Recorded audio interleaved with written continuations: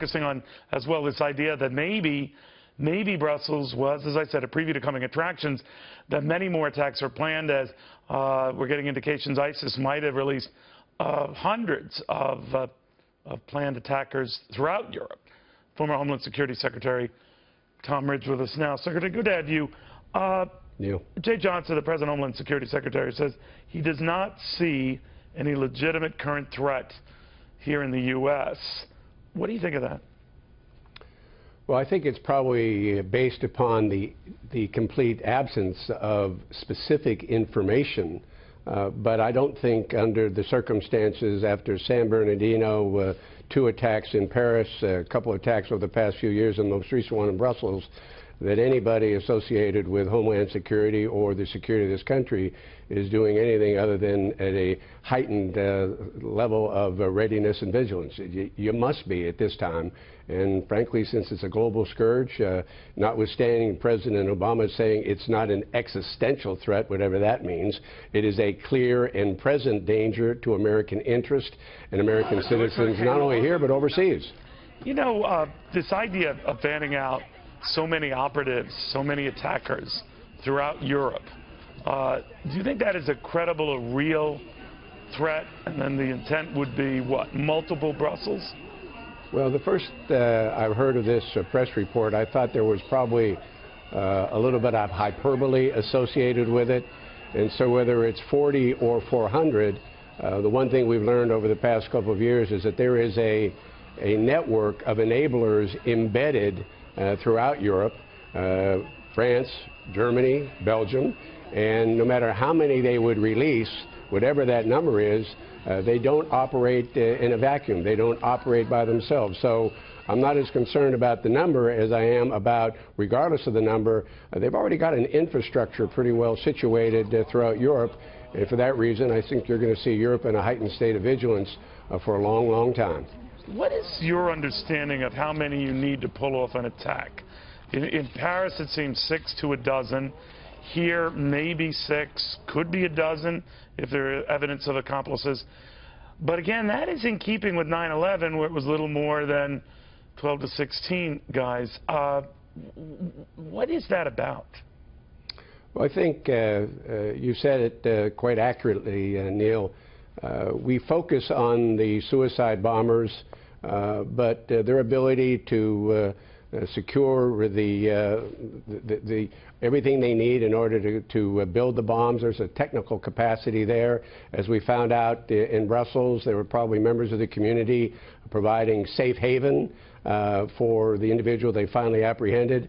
So while we focus on the individual bombers or attackers, these barbarians that murder innocents, there is a network probably 3-4x larger than the attackers involved in complicit as conspirators in advancing their jihadist cause.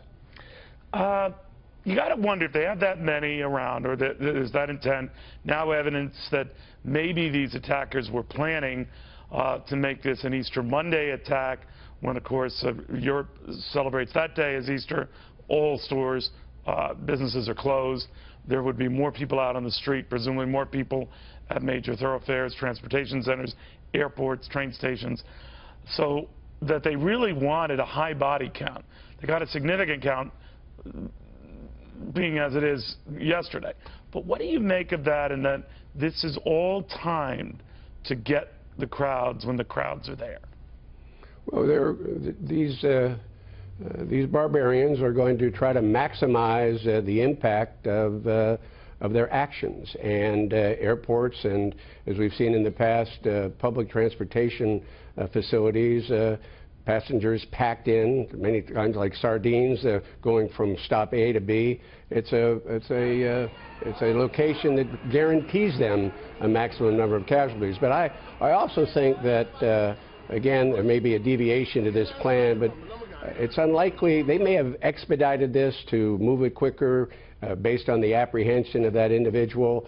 But normally they'll attack, they'll move when they are ready to move and when they think they can maximize the impact of their murderous assault. So I guess as I look back at this, what transpired, I will always wonder whether or not the news associated with the apprehension of the individual in Brussels and that he was revealing a lot of information, it may have expedited it in the sense that, well, our colleague's been captured, he's not being silent, and we better move expeditiously in order to assault and bring this assault to fruition. That might have expedited it, but normally they're going to move when they're ready to move at the target that there's been preliminary reconnaissance, they know they can maximize the casualties.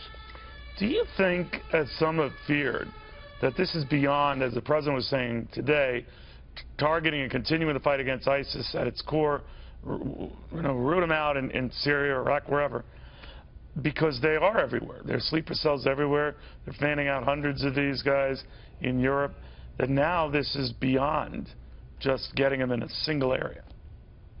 Well, I think, again, I was very disappointed in the President's brief statement about the attack. The first place you need to strike is the sanctuary arenas. There are areas in Syria and Iraq.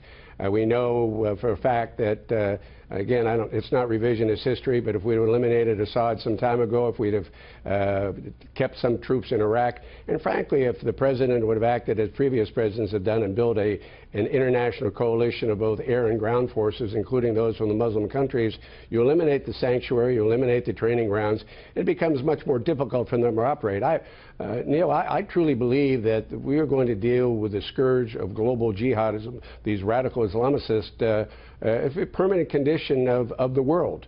And we just have to accept that, but you have to go about it much more aggressively to root out the sanctuaries and to deal with so many other aspects in dealing with these terrorist group, and the notion that, well, just they're everywhere and we can't do too much about it. It's almost like a fait accompli. We're going to move in incremental. No, we can't move incrementally in Syria. We can't move incrementally in Iraq. They need to be rooted out, and hopefully the next president will provide the international leadership that American presidents have historically done, and our friends and allies historically look to us to provide that leadership.